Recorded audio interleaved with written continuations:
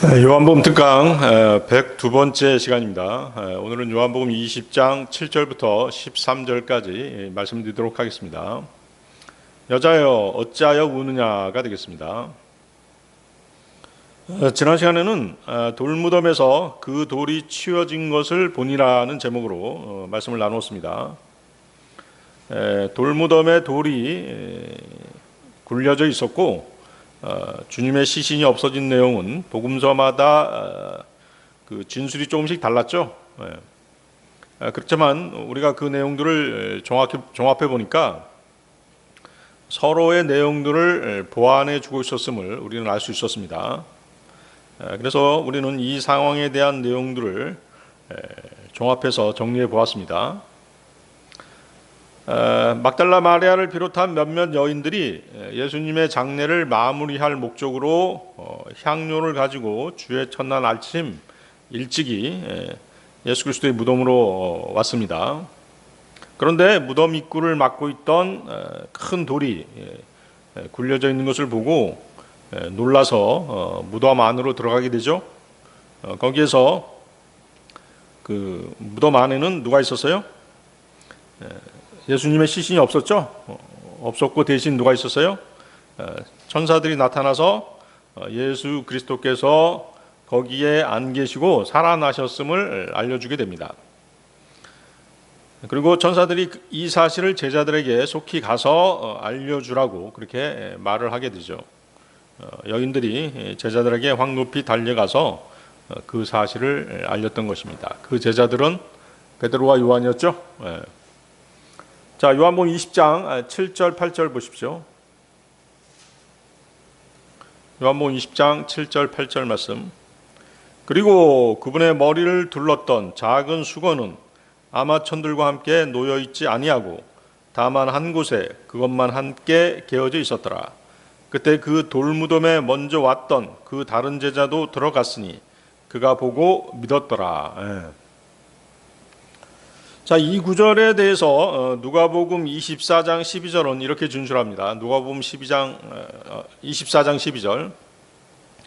그때 베드로가 일어나서 그 돌무덤으로 달려갔더라. 그러고는 몸을 굽힌 채 아마천들만 따로 놓인 것을 보았으며 일어난 일에 스스로 의아해하며 떠났더라. 주님의 시신이 없어지고 아마천들만 딱 놓여 있는 것을 보고 의아하게 생각한 거예요.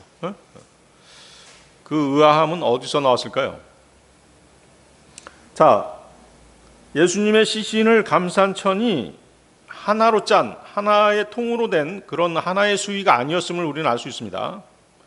아마천들은 여러 조각의 천들로 되어 있었어요.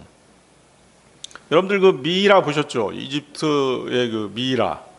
그렇죠? 그런 식으로 시체를 감는 데 쓰는 게 바로 뭐예요? 아마천들이죠. 아시겠어요? 그리고 주님의 머리를 감싼 천은 그 몸을 싼 천들과는 그 별개였음을 이제 우리는 알 수가 있습니다. 그래서 그것을 뭐라고 얘기했어요? 머리를 감싼 천, 거기 네프킨이라고 돼 있죠? 수건이라고 돼 있습니다. 그래서 그 무덤에 들어간 베드로는 그 빈 무덤 안의 상태가 그 어지럽혀 있지 않다는 것을 발견했습니다. 그 빈 무덤인 뭐 이렇게 그 서둘러서 어떻게 그 아마천들이라든가 그 머리를 감쌌던 수건을 어지럽혀 놨다든가 또 당황해서 혼란스럽게 만들어 놨다든가 그런 상황이 아니었죠. 그런 상황이 아니었습니다. 의아해했던 이유가 뭐였냐면 예수님을 감쌌던 천들이 마치 뭐 누에 꼬치처럼 사람만 빠져나온 것처럼 그렇게 되어 있었던 것이에요. 그렇죠? 결코 그 도둑이라든가 어떤 뭐 안면이 있는 사람이 들어가서 훔쳐간 것으로 그렇게 보이지 않았던 것이죠. 이해하시겠어요? 자, 무덤을 찾은 사람들은 그곳에서 그들이 찾는 그분, 주님의 시신을 보지 못했습니다. 대신 죽음의 권세를 이기신 분의 승리의 전리품을 본 것이죠. 거기에서 그들은 커다란 돌문이 열려져 있는 것을 보았습니다. 그리고 그 무덤 안에서 아마천들과 그분의 머리를 감쌌던 수건은 마치 아무 일도 일어나지 않은 것처럼 그대로 있었던 것이죠. 이와 같은 장면은 죽음의 권세를 이기시고 사탄의 머리를 깨뜨리시는 분께서 그곳 빈 무덤에서 영광스러운 일을 행하셨음을 무언의 소리로 알려주고 있었던 것입니다. 거기 8절 다시 보십시오. 8절 그때 그 돌무덤에 먼저 왔던 그 다른 제자도 들어갔으니 그가 보고 믿었더라. 자, 여기서 그 다른 제자는 요한이죠. 베드로는 도착하자마자 이제 그 요한보다 늦게 도착했는데 무덤 안으로 쑥 들어가 버렸어요. 그리고 이제 무덤 안을 살펴봤죠. 그러니까 이제 요한도 따라 들어간 것이었죠. 무덤 밖에서 살피고 있다가 베드로가 들어가니까 따라 들어간 것이죠. 그러자 이제 어때요? 요한이 이제 베드로를 따라 들어가서 무덤 안을 조금 더 자세히 살펴볼 수 있게 되었던 것이죠. 그리고 나서 요한이 뭐라고 돼 있어요 거기? 보고 믿었다라고 돼 있잖아요. 보고 믿었다. 그렇죠? 자, 이 말이 무슨 뜻일까요? 많은 사람들은 요한이 무덤이 비어 있는 것을 보고서 마리아가 말한 대로 사람들이 주의 시신을 훔쳐갔다, 가져갔다라고 이렇게 대부분이 그렇게 생각하고 있습니다. 하지만 아니죠. 요한은 무덤 안을 살펴보고 거기에 놓인 아마천들과 그 머리의 수건을 보았습니다. 그리고 요한은 그때 예수 그리스도께서 죽은 자 가운데서 살아나셨음을 믿은 것이에요.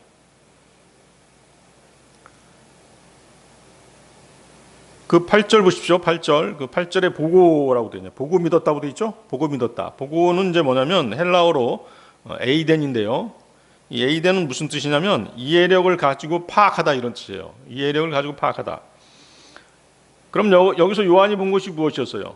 밖에서 무덤 안을 들여보았을 때는 단지 뭐예요? 아마천들이 둘둘 그렇게 시신을 싸고 있는 것 같은 그런 모양으로 놓여 있는 것을 보았습니다. 그러나 안에 들어와서 보니까 어떻게 돼 있어요? 머리에 쌌던 수건은 따로 개어져 있었고, 그렇죠? 아마천들이 그 주님의 몸에 단단하게 감겨 있었잖아요. 감겨 있었던 그 몸의 형태 그대로 있었던 것이죠. 이해하시겠어요? 여러분들 그 미이라 사진 보셨잖아요. 그렇죠? 미이라 사진 같은 거 봤죠? 뭐 붕대 같은 걸로 이렇게 막 둘둘 감아져 있잖아요. 주님께서는 그렇게 아마천들로 감겨져 있는 상태에서 어떻게 된 것이에요? 그 아마천들을 풀지 않고 그대로 몸만 빠져나간 것이죠. 이해하시겠어요? 그것을 보고 요한은 믿었던 것이에요.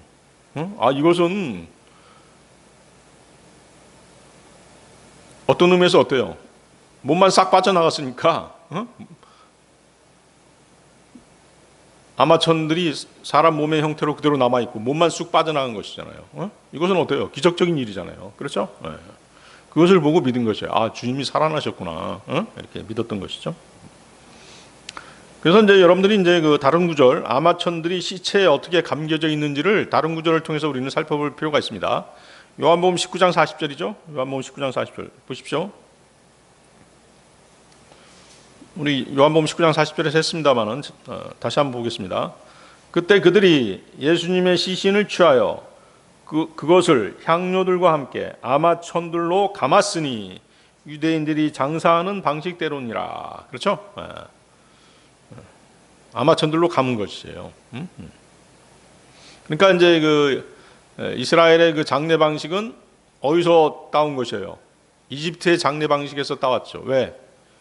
옛날에 이스라엘은 이집트에 가서 노예 생활을 했잖아요. 오랫동안 노예 생활을 했기 때문에 이집트의 그 장례 방식을 그대로 따르고 있는 것이죠. 자, 또 한 군데 우리 찾아볼 필요가 있습니다. 기적적으로 나사로의 시체가 살아난 뒤에 주님께서는 나사로를 어떻게 하라고 했어요? 풀어 놓아서 다니게 하라고 명령하시죠. 요한복음 11장 44절입니다. 그를 풀어주고 그를 다니게 하라. 그렇죠?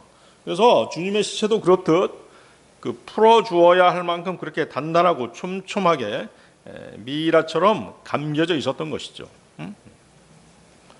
그래서 이제 우리는 이러한 사실들을 비추어서 이러한 사실에 비추어서 요한이 보고 믿었다는 말을 이해할 수 있는 것이죠.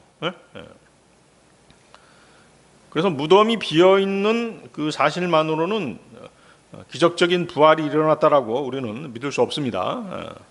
그러나 요한은 주님의 몸과 머리를 단단하게 감았던 아마천들이 흐트러지지 않은 채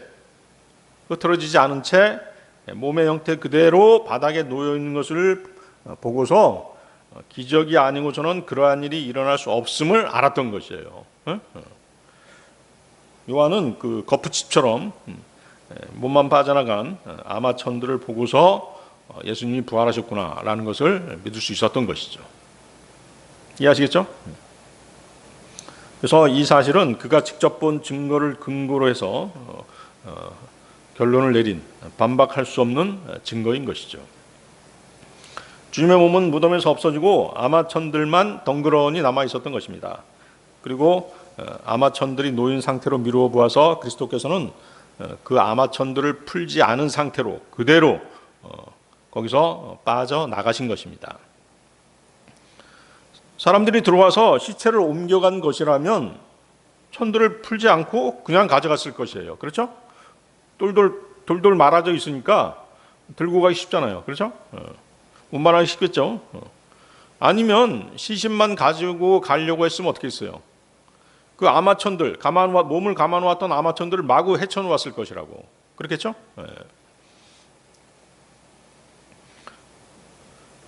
원수들이 시신을 가져가려면 굳이 그 아마천들을 시신에 쌓은 모양 그대로 조형물처럼 만들어 놓고 가져가야 할 그런 이유가 전혀 없었던 것입니다.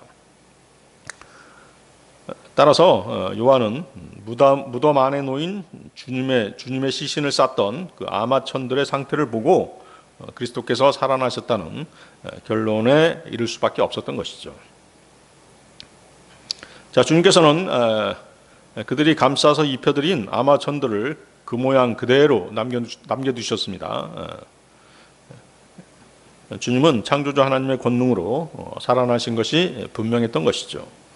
베드로 역시 그런 무덤 안의 상태를 보고 의아해하면서 무덤을 빠져나갔던 것이에요.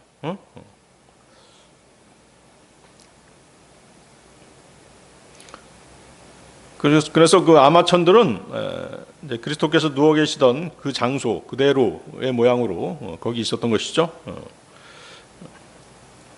아마천들을 통해서 그리스도께서 누워 계시던 그 지점에 남아있던 그 시신의 형태의 자취를 알 수 있었던 것입니다. 그렇기 때문에 이것은 전능하신 분께서 그 죽음에서 일으켜 주셨다는 최초의 증거였던 것입니다. 그리스도께서 수의를 벗고 살아나심으로써 구약 시대의 예표가 그대로 성취된 것입니다. 그 예표는 야곱의 아들 요셉을 통해서죠. 요셉은 자신이 범한 잘못이 없는데도 심판과 정죄의 장소인 감옥에 갇힌 적이 있었습니다. 그렇죠? 감옥에 있는 동안 그는 혼자 있었던 것은 아니죠. 두 범죄자와 같이 있었죠. 두 범죄자와 같이 있으면서 범죄자 취급을 받았죠. 여러분들 여기 잡고 창세기 40장 한번 보세요. 창세기 40장 1절에서 4절.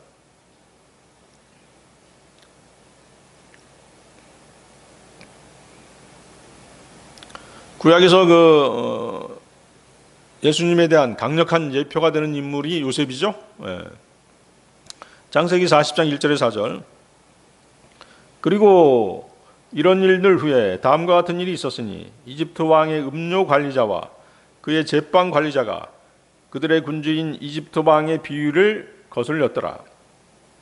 그리하여 파라오가 자신의 관원들 중 둘에 대하여 곧 음료 관리자들의 우두머리와 제빵 관리자들의 우두머리에 대하여 경노하였더라. 그런즉 그가 그들을 경호대장의 집안에 있는 감방 감방 안, 곧 감옥 안으로 집어넣었으니 그것은 요셉이 갇힌 곳이었더라. 그리고 경호대장이 요셉에게 그들을 맡겼으니 그가 그들을 섬겼더라. 그런즉 그들이 한동안 감방 안에 계속 있었더라. 자, 바로 연결이 되죠. 예수 그리스도께서 십자가에 못 박히셨잖아요. 근데 좌우에 누가 있었어요? 두 강도가 있었죠. 그래서 예수님께서도 두 범죄자와 함께 죄인 취급을 받으신 것이잖아요. 자, 그러면서 이제 그 감옥을 관리하면서 요셉은 그 두 사람이 꾼 꿈을 해석해 주는 그런 일이 있게 되죠. 그렇죠? 그래서 그 꾼 꿈을 해몽하니까 어떤 해석이 나왔어요. 한 사람은 사형을 당하고 다른 한 사람은 다시 복권되리라는 것을 알게 되었죠. 그렇죠? 요셉의 그 꿈의 해몽이 한 사람에게는 생명이 되었고 다른 한 사람에게는 심판의 선언이 된 것이죠. 십자가의 두 강도 중 한 사람은 주님을 구주로 시인함으로써 구원을 받게 되죠.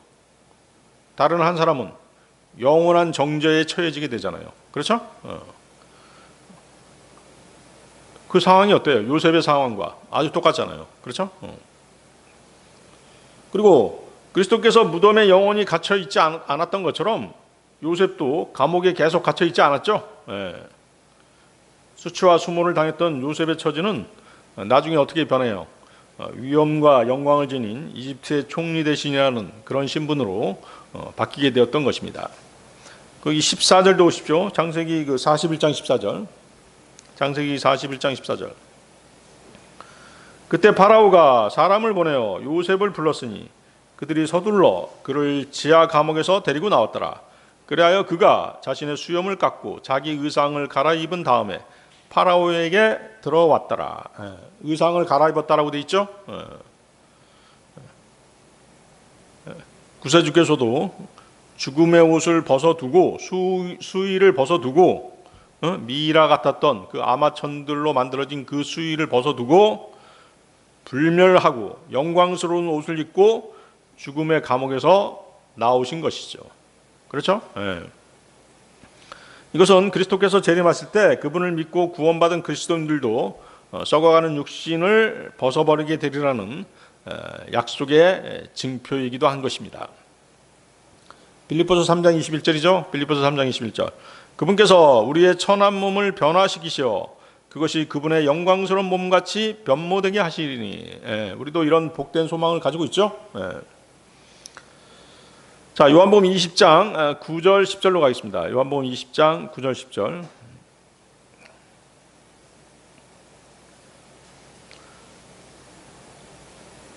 이는 그가 반드시 죽은 자들로부터 다시 살아나야만 하리라고 한 성경 기록을 그들이 아직 몰랐기 때문이더라.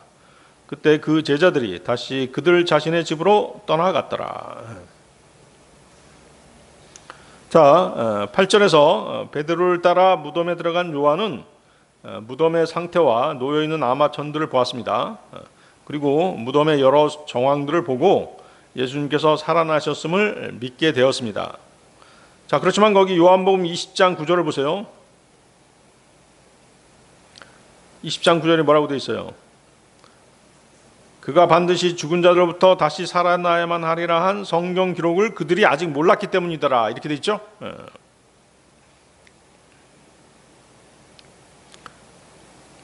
이것은 뭐예요? 주님께서 죽으시고 묻히시고 다시 살아나야 한다는 구약 성경의 예언과 주님의 말씀을 충분히 깨닫지는 못하고 있었다. 그런 뜻이죠. 아시겠어요?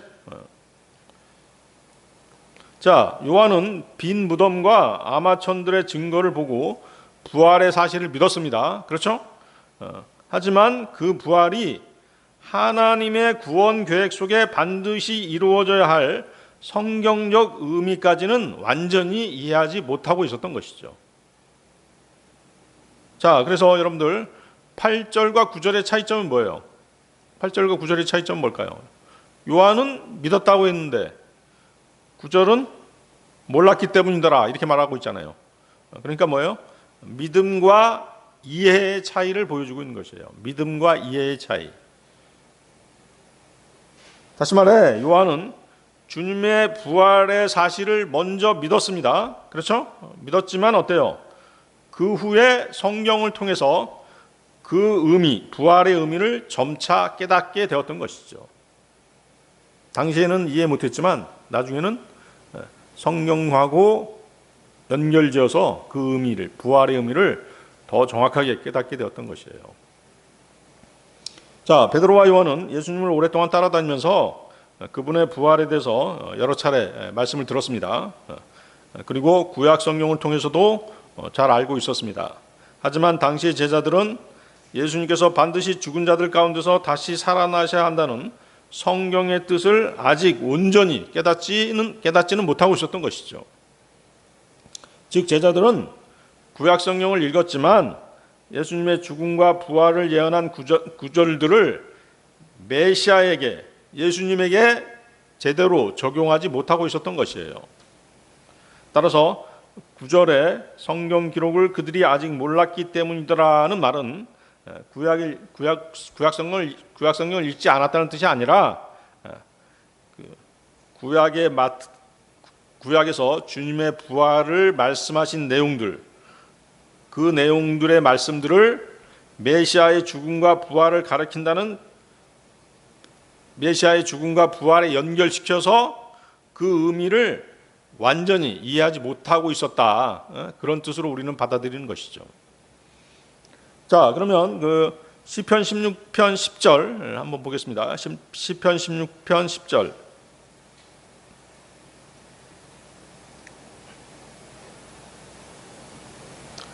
이는 당신께서 저의 혼을 지옥에 남겨두지 아니하실 것이요 또한 당신께서 당신의 거룩하신 분의 부패함을 보도록 내버려 두지 아니하실 것이기 때문입니다. 바로 예수님의 부활에 대한 얘기죠. 그렇지만 이 의미를 당시 제자들은 모르고 있었던 것이죠. 예수님에 대한 말씀이라는 것을 이해하지 못하고 있었던 것이에요. 그러다가 어떻게 됐던 것이에요? 나중에 예수님의 부활하신 모습을 보고 또 예수님이 가르쳐 주신 그런 성경적인 사실을 듣고서 비로소 완전하게 이해할 수 있었던 것이에요. 또 이사야서 53장 10절 11절입니다. 이사야서 53장 10절 11절. 그럼에도 그를 상하게 하는 것이 주를 기쁘게 해드렸도다. 그분께서 그를 비통함에 두셨도다. 당신께서 그의 혼을 죄를 위한 제물로 만드실 때 그는 자신의 씨를 볼 것이요 그가 자신의 날들을 연장할 것이요 주의 기쁨이 그의 손 안에서 형통하리라. 그가 자신의 혼의 산고에서 난 것을 보고 만족하리라. 나의 의로운 종이 자신의 지식을 통하여 많은 이들의 정당함을 입증하리라. 이는 그가 그들의 죄악들을 담당할 것이기 때문이라. 그렇죠? 메시아 예언이죠. 메시아 예언인데 제자들은 그 빈 무덤을 보고 부활의 의미를 성경과 연관지어서 이해하지 못하고 있다가 나중에 알게 된 것이죠. 그때 당시는 어땠어요? 무덤에서 시신만 없어졌다는 사실, 그 사실만 확인한 상태였죠. 그러나 그들의 이런 모습은 오히려 복음의 진실성을 보여주는 증거인 것입니다. 만일 제자들이 처음부터 주님의 부활을 이해하고 기대하고 있었다면 빈 무덤을 보는 즉시 대단히 기뻐했을 것이에요. 그렇겠죠? 하지만 실제는 어때요? 무척이나 당황해하고 의아해했죠. 그렇죠? 시신이 없어진 상황을 정확하게 이해하지 못하는 그런 상황이었던 것이죠. 이것은 뭐냐면 그들이 꾸며낸 얘기를 전한 것이 아니라 자신들이 경험한 사실을 정직하게 기록했음을 보여주는 증거가 되는 것입니다. 따라서 이 구절은 뭐냐면 기독교 신앙이 단순히 눈으로 본 증거나 역사적 사실만으로 완성되는 것이 아님을 보여주고 있는 것입니다. 빈 무덤과 같은 역사적 증거는 매우 중요합니다. 부활의 사실성을 뒷받침하기 때문이죠. 하지만 참된 믿음은 성령님의 조명 아래 하나님의 말씀을 바르게 이해할 때 비로소 완성되는 것이에요. 결국 제자들은 나중에 부활하신 주님과 그분의 성경의 가르침을 연결해서 이해하게 되자 그때 비로소 예수님의 죽음과 부활이 하나님의 구원 계획의 성취였음을 깨닫게 되었던 것입니다. 따라서 요한복음 20장 9절은 주님의 부활을 믿고 이해하려면 역사적 증거만으로는 불충분하다는 것이죠. 성경 말씀에 대한 올바른 이해가 함께 있어야 한다는 사실을 보여주고 있는 것입니다. 참된 믿음은 빈 무덤을 보는 것으로 끝나는 것이 아니죠. 그 빈 무덤이 성경이 예언한 그리스도의 부활을 증거한다는 그 사실을 깨닫고 그 말씀을 마음으로 받아들이는 데서 완성되는 것이에요.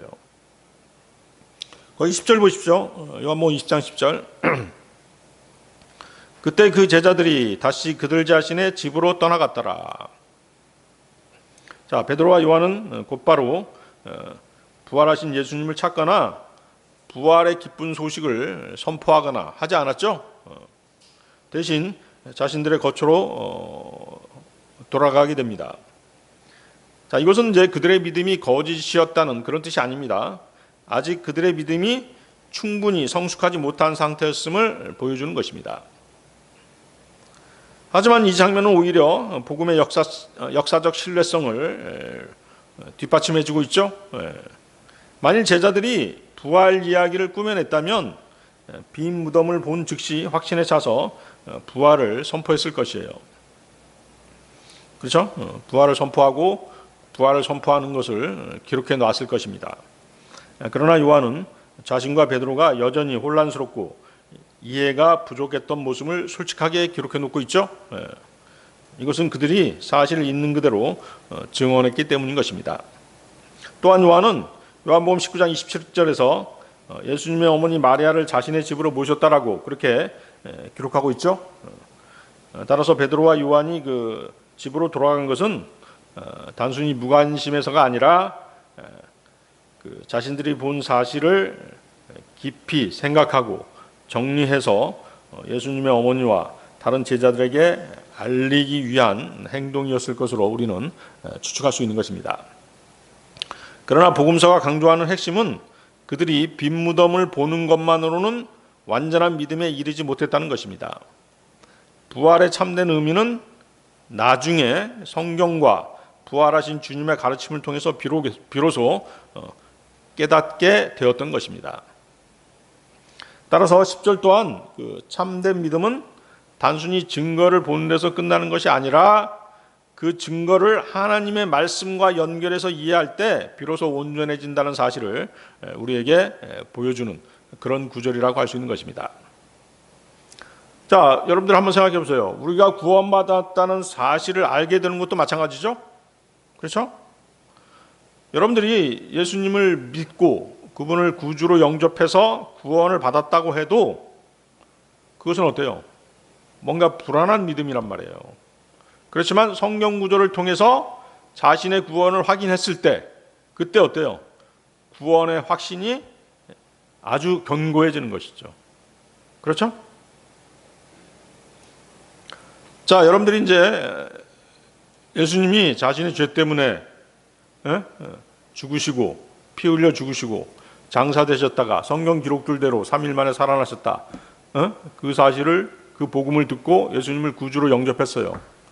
그 사실만으로는 불안하단 말이에요. 완전한 믿음은 아니죠. 그렇죠? 뭔가 불안한 구석이 있단 말이에요. 그런데 성경 구조를 통해서 자신의 믿음을 확인할 수 있잖아요. 예를 들어서 주님을 영접했어. 그러다가 요한복음 1장 29절을 봤어요. 요한복음 1장 29절 어떤 내용이 있어요? 보라, 세상 죄를 제거하는 하나님의 어린 양을 보라. 이 구절 있잖아요. 세상 죄를 제거하는 하나님의 어린 양이 딱 나온단 말이에요. 예수님의 피로 세상 죄가 제거됐네? 그렇죠? 그 세상 죄 가운데는 내 죄도 포함되어 있었네? 라고 믿게 되면 어때요? 예수님을 영접했던 그 믿음이 더욱더 견고해지는 것이죠. 그렇죠? 지금 이 사실을 말하고 있는 것이에요. 이해하시겠죠? 자, 요한복음 20장 11절로 가겠습니다. 요한복음 20장 11절. 그러나 마리아는 그 돌무덤 바깥에 울며 서 있었더라. 그리고 그녀가 우는 동안 그녀는 몸을 굽혀서 그 돌무덤 안을 들여다보았는데, 자, 이 구절은 앞 구절 요한복음 20장 1절 2절의 상황과 연결되는 장면입니다.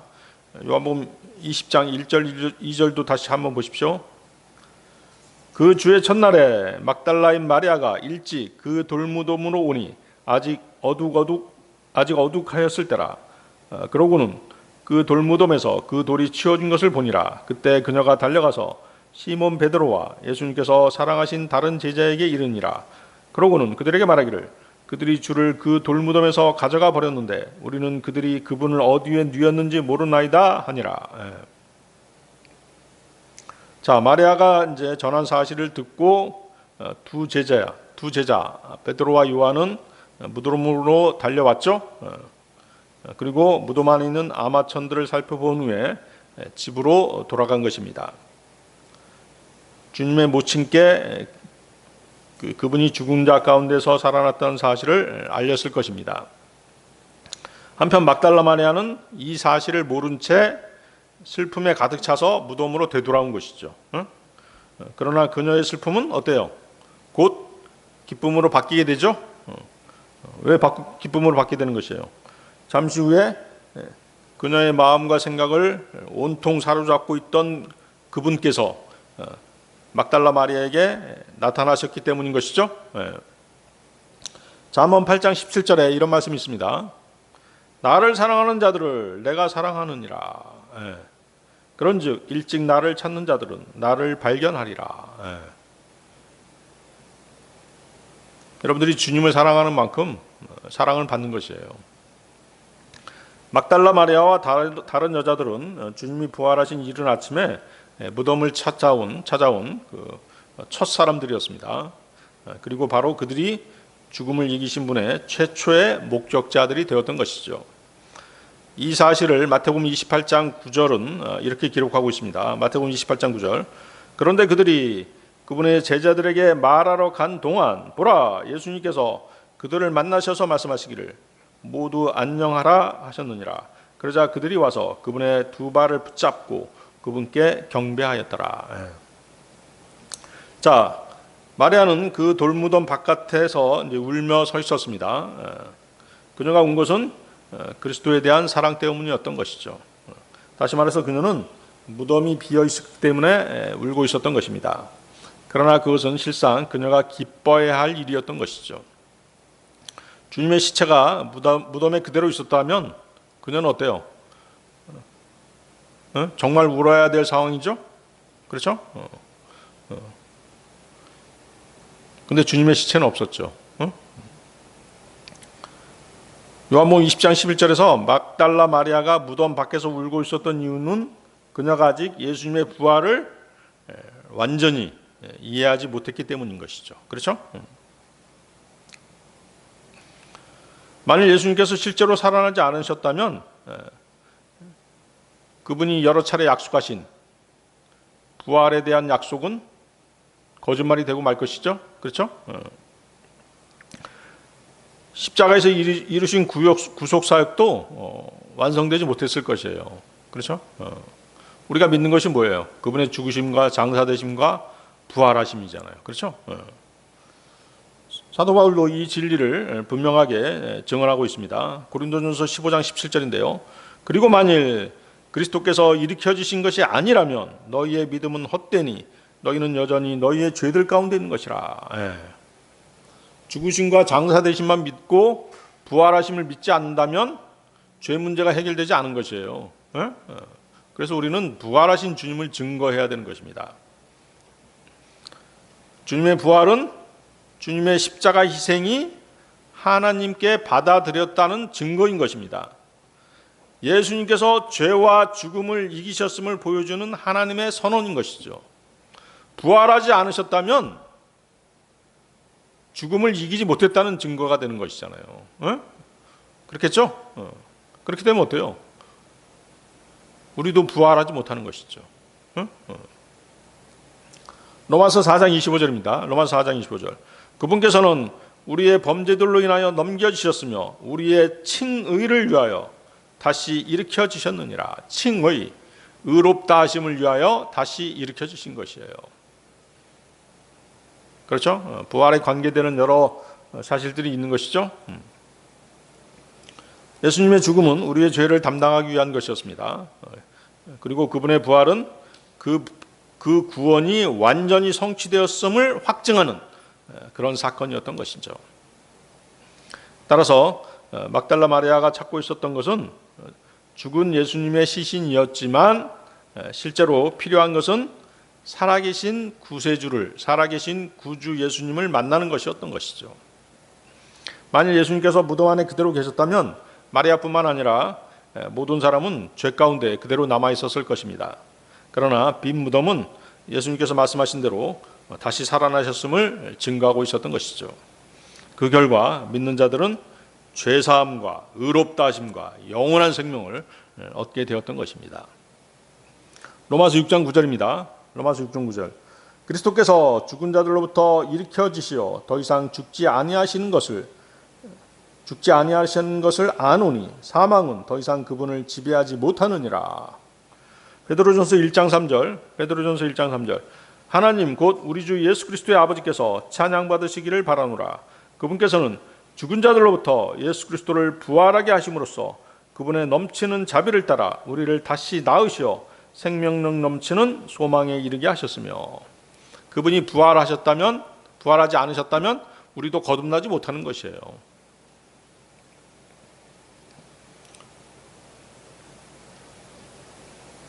그래서 요한복음 20장 11절에 그 막달라 마리아의 눈물은 단순히 사랑하는 분을 잃은 슬픔이 아니라 아직 부활의 영광을 알지 못한 상태의 슬픔이었던 것입니다.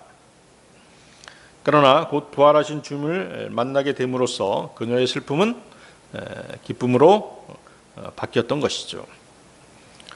이는 십자가의 부활이 참으로 하나님의 구원 계획의 완성이었음을 보여준 것입니다. 자, 그녀의 울음은 주님에 대한 사랑을 나타냅니다. 그러나 다른 한편 그것은 부활에 대한 믿음 없음의 표시이기도 한 것이죠. 자, 마리아는 무덤 밖에 서서 울고 있었습니다. 그녀는 아무것도 자신을 위로할 수 없을 것처럼 그렇게 울고 있었던 것이죠. 그녀는 천사들이 그녀에게 말을 건넸을 때도 울고 있었습니다. 요한복음 20장 13절이죠. 요한복음 20장 13절. 여자여 어찌하여 내가 우느냐. 그녀는 부활하신 주님께서 요한복음 20장 15절에서 여자여 내가 어찌하여 우느냐, 내가 누구를 찾느냐라고 말씀을 건네 오셨을 때도 여전히 울고 있었습니다. 그녀의 우는 이유는 한결같죠? 뭐 때문에 울고 있었던 것이에요? 요한복음 20장 13절이잖아요. 그들이 나의 주를 가져가 버린 까닭에 그들이 그분을 어디에 뉘었는지 제가 모르나이다. 그렇죠? 막달라 마리아는 주님의 죽음만을 보고 계속 슬퍼하고 있었던 것이에요. 그러나 그녀가 찾는 주님은 줄곧 그녀 곁에 계셨던 것이죠. 그녀의 눈물은 사실 불필요한 눈물이었던 것이죠. 자, 다시 보십시오. 그녀가 우는 동안 그녀는 몸을 굽혀서 그 돌무덤 안을 들여다보았는데, 자, 억제할 수 없는 슬픔에 사로잡히면 항상 이런 결과를 초래하는 것입니다.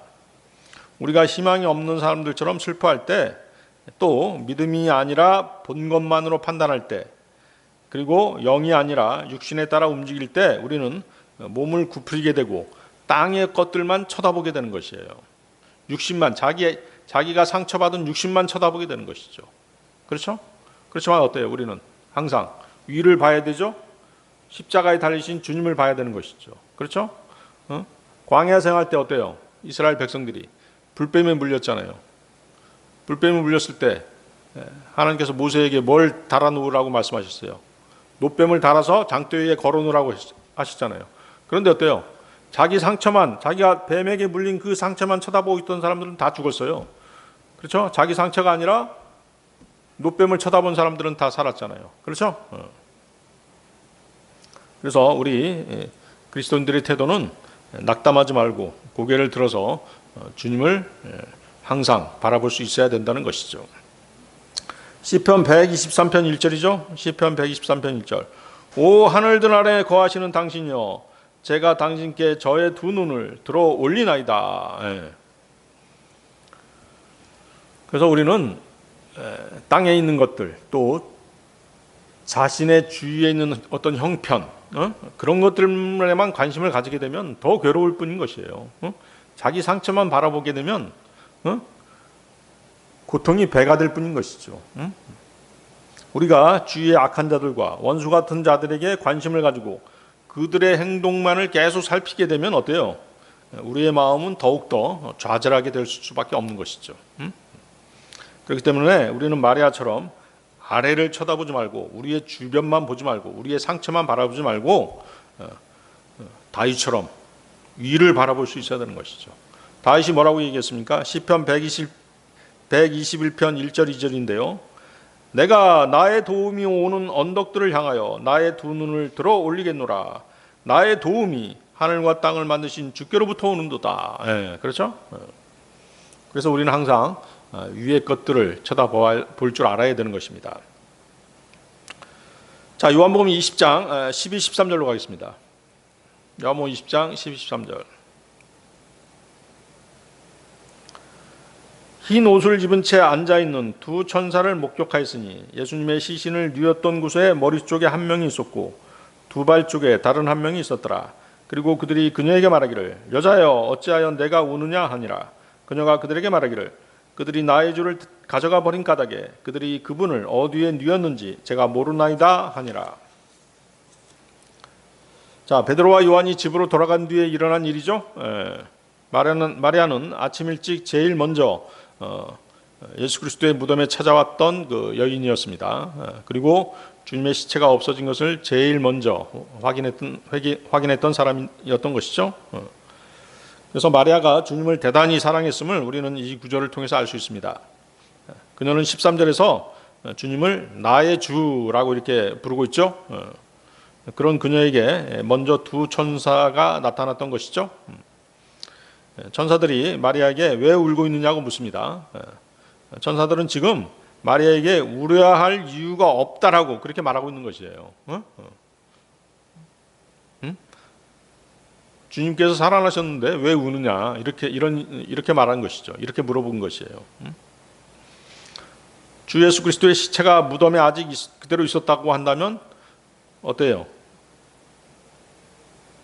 울어도 되겠죠? 울어도 되죠. 하지만 십자가에 처형되신 셋째 날에 주님께서 무덤에 계시지 않았다는 그 사실은 대단히 기뻐해야 할 사실인 것이죠. 그분의 시체가 아직도 무덤에 누워 있다면 성경은 모두 거짓말이 되고 말 것입니다. 그리고 주님께서 약속하셨던 부활의 약속, 그것은 모두 물거품이 되고 말았을 것입니다. 그분의 죽으심이 아무 쓸모없는 것이 되고 말았을 것입니다. 그러나 그분께서는 무덤에 계시지 않으셨습니다. 그분께서는 죽은 자들로부터 살아나신 것입니다. 마태복음 28장 6절인데요. 그분께서는 여기 계시지 아니하시니라. 이는 그분께서 자신이 말씀하신 대로 살아나셨기 때문이라. 와서 주께서 누우셨던 것을 보라. 와서 주께서 누우셨던 것을 보라. 왜 주께서 누우셨던 것을 보라고 말씀하셨을까요? 물론 그분이 살아나셨기 때문에 시체가 없어졌겠죠? 시체가 없어졌을 뿐만 아니라 어때요? 아까 말씀드렸지만 아마천들, 시체를 감싸고 있었던 아마천들을 그대로 놔둔 채 문만 빠져나가셨기 때문에 직접 와서 봐라. 기적적으로 그분께서는 빠져나가셨다. 다시 살아나셨다. 그 증거를 보라고 보여주기 위해서 그분이 누우셨던 곳을 보라 이렇게 말했던 것이죠. 사도행전 2장 23절 24절입니다. 하나님의 확정적인 계획과 미리 아심에 의하여 넘겨주신 그분을 너희가 붙잡았고 사악한 손으로 십자가에 못 박아 살아야 하였도다. 그분께서 사망에 붙들려 있는 것이 불가능하였기에 하나님께서 그분을 일으켜 세우셔 사망의 고통들에서 풀어주셨느니라. 자, 근데 거기 14절을 보면 어때요? 부활하신 예수 그리스도께서 그녀에게 나타나시죠? 자, 요한복음 20장 14, 15절 보십시오. 요한복음 20장 14, 15절. 그러고 나서 그녀가 이같이 말한 후에 그녀는 자신의 몸을 뒤로 돌렸는데 예수님께서 서 계신 것을 보았더라. 그런데 그분이 예수님이신 것을 몰랐더라. 예수님께서 그녀에게 말씀하시기를 여자여 내가 어찌하여 우느냐 내가 누구를 찾느냐 하시니라. 그분을 동산직이라고 추정한 그녀가 그분께 말씀드리기를 선생님 만일 당신께서 여기에서 그분을 가져가셨다면 당신께서 그분을 어디에 뉘었는지 제게 알려주소서. 그리하면 제가 그분을 모셔가겠나이다 하니라. 자, 막달라 마리아는 예수 그리스도께서 다시 살아나셨다는 그 사실을 꿈에도 생각하지 못하고 있죠. 주님께서 자기 뒤에 서 계신 것을 보고도 그분이 주님인 것을 알아보지 못하고 있는 것입니다. 자, 이것은 우리도 마찬가지죠. 우리도 마찬가지예요.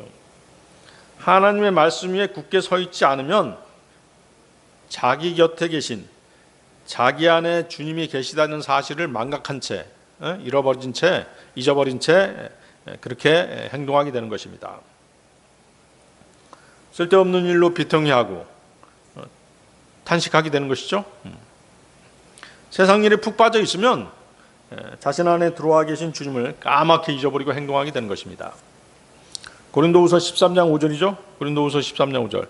너희가 믿음 안에 있는지 스스로 점검하고 너희 자신을 입증하라. 너희가 버림받은 자들이 아니라면 예수 그리스도께서 너희 안에 계신 것을 너희 자신이 모르겠느냐? 여러분이 그리스도인이면 자신 안에 들어와 계신 주님을 한시도 잊지 말아야 되는 것입니다. 자신 안에 계신 분을 의식하면서 신앙생활을 해야 되는 것이죠.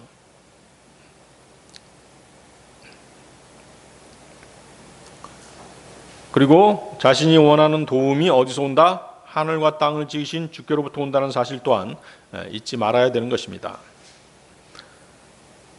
거기 그 15절 보십시오. 15절을 보면 이제 예수 그리스도께서 이번에는 마리아에게 그분의 부활하신 모습뿐만 아니라 말까지 건네시죠. 말을 건네십니다. 그래도 마리아는 알아보지 못하죠. 주님을 동산지기로 생각했을 뿐 주님이심을 전혀 눈치채지 못하고 있습니다.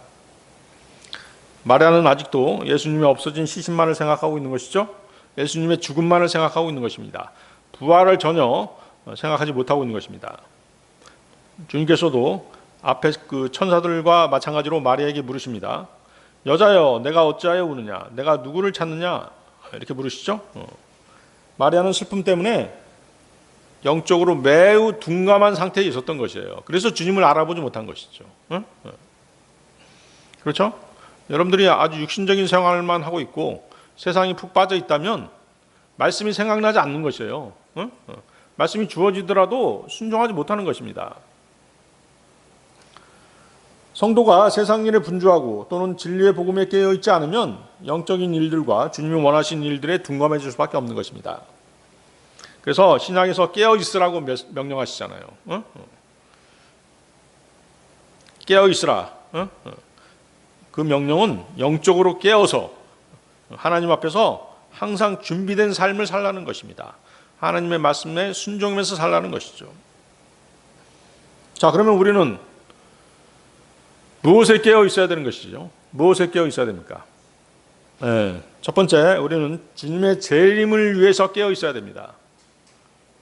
주님의 재림을 기다리면서 우리는 깨어 있어야 돼요. 마태복음 24장 42절. 그러므로 깨어 있으라. 이는 너희의 주께서 어느 시각에 오시는지 모르기 때문이라. 누가복음 21장 36절. 그러므로 너희는 깨어 있고 항상 기도하라. 이는 너희로 하여금 일어나게 될 이 모든 일들에서 벗어나기에 합당한 자로 여겨지게 하려 하며 인자 앞에 서기에 합당한 자로 여겨지게 하려 함이라. 그리스도인은 주님의 재림이 언제일지 모르기 때문에 매일 주님을 만날 준비를 하면서 믿음 생활을 해야 되는 것입니다. 자, 두 번째, 무엇에 깨어 있어야 됩니까? 우리는 시험과 유혹에 빠지지 않도록 깨어 있어야 됩니다. 시험과 유혹에 빠지지 않도록 깨어 있어야 돼요. 겟세마네 동산에서 주님께서 제자들에게 이렇게 말씀하시죠. 마태복음 26장 41절인데요. 너희가 시험에 들지 않도록 깨어서 기도하라. 정령 영은 오나나 육신이 약하도다. 깨어서 기도하라. 그렇죠? 그래서 육신은 약하기 때문에 기도하지 않으면 쉽게 죄와 유혹에 넘어갈 수밖에 없습니다. 자, 세 번째, 우리는 기도에 힘쓰면서 깨어 있어야 됩니다. 기도에 힘쓰면서 깨어 있어야 됩니다. 골로새서 4장 2절인데요. 골로새서 4장 2절. 기도를 계속하라. 그리고 감사들을 드림으로 기도에 깨어 있어라. 에베소서 6장 18절. 에베소 6장 18절. 성령 안에서 모든 기도와 간구로 항상 기도하고 모든 성도를 위하여 모든 인내와 간구와 더불어 그 일에 깨어 있으라. 그래서 깨어 있는 믿음이 바로 기도하는 신앙인 것입니다. 그래서 깨어 있지 않으면 기도도 하지 않는 것이죠. 네 번째, 우리는 마귀의 공격을 경계하면서 깨어 있어야 됩니다. 깨어 있다는 게 영어로 뭐예요? 깨어 있다는 게 영어로 뭐죠? 워치죠, 워치. 워치, 경계하는 것입니다. 자, 베드로는 영적 전쟁에 대해서 이렇게 말하죠. 베드로전서 5장 8절인데요. 정신을 차리고 깨어 있으라. 이는 너희의 대적 마귀가 울부짖는 사자처럼 자신이 삼킬 수 있는 자를 찾아 두루 다니기 때문이라. 방심하는 성도, 졸고 있는 성도는 마귀의 공격 대상인 것입니다. 그렇기 때문에 성도는 항상 영적으로 경계태세를 갖추고 있어야 되는 것이죠. 그렇죠? 전방에서 군인들이 경계태세를 갖추지 않으면 어때요? 적의 공격을 파악할 수가 없는 것이잖아요. 다섯 번째, 우리는 진리와 믿음을 지키기 위해서 깨어 있어야 됩니다. 진리와 믿음을 지키기 위해서 깨어 있어야 됩니다. 자, 바울은 교회를 향해서 이렇게 경고하죠. 고린도전서 16장 13절입니다. 고린도전서 16장 13절. 너희는 깨어 있으라. 믿음 안에 굳건히 서라. 남자들답게 행동하라. 강건하라.